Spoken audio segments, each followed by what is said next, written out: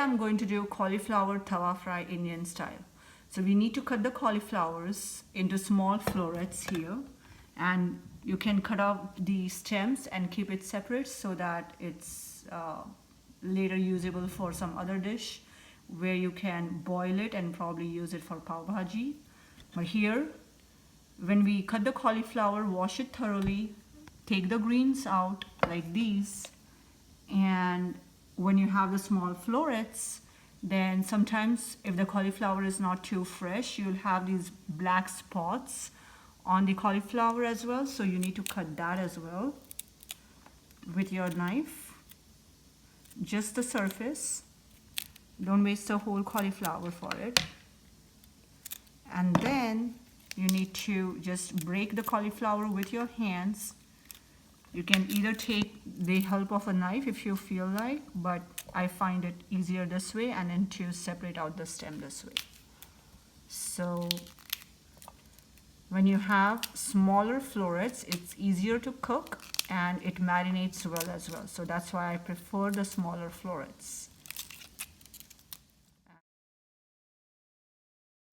So we are going to start the cauliflower tawa fry marination process. We take salt. Tawa, by the way, means pan in English. In Hindi.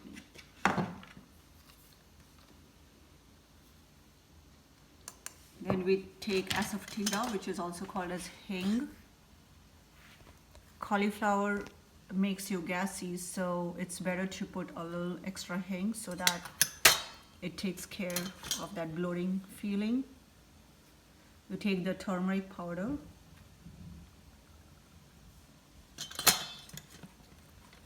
All of them maybe 2 tablespoons. And then this is Kashmiri chili powder. It's not very spicy, so I can add 2 teaspoons. You mix it all together.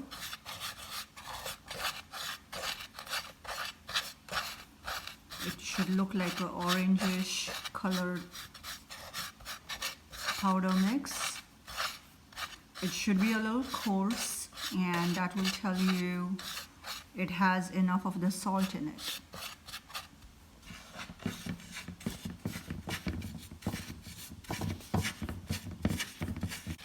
So then you sprinkle it all over the cauliflower first.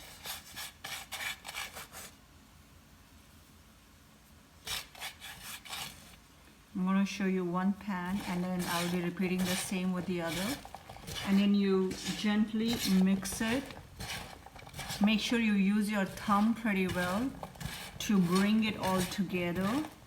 If you just keep doing this, it's not going to get mixed well. So try to get all those spice powder onto the cauliflower florets.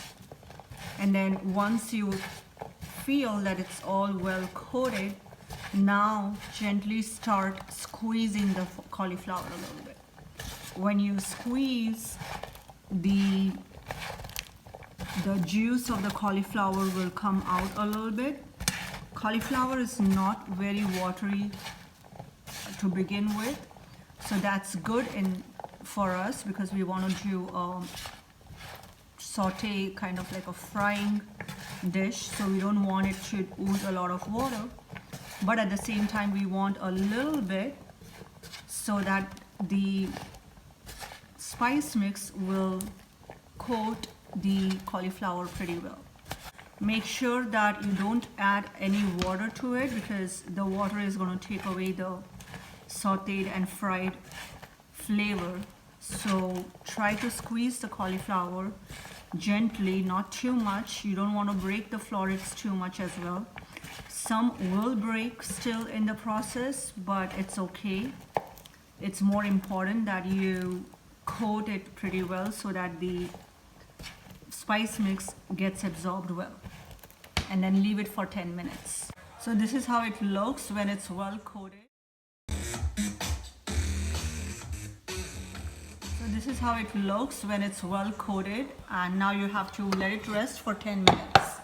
So you take some cream of wheat, which is also called as suji in Hindi, and you sprinkle it all over the cauliflower, and then you gently mix it. For this much of cauliflower, you might need around a cup of suji, like 1 cup. I just eyeball it so that it will be uniformly coated. The suji will fall off as you're sauteing it, so make sure you gently mix it, and when you're stir frying it as well, try to do it as gently as possible and don't let the suji burn. So now it's on a high flame and I put the oil. You drizzle quite a bit of oil initially.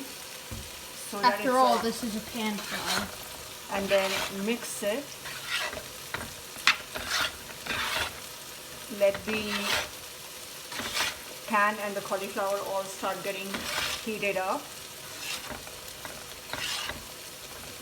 And then you need to keep mixing it and gently pressing on it intermittently, like every couple of minutes.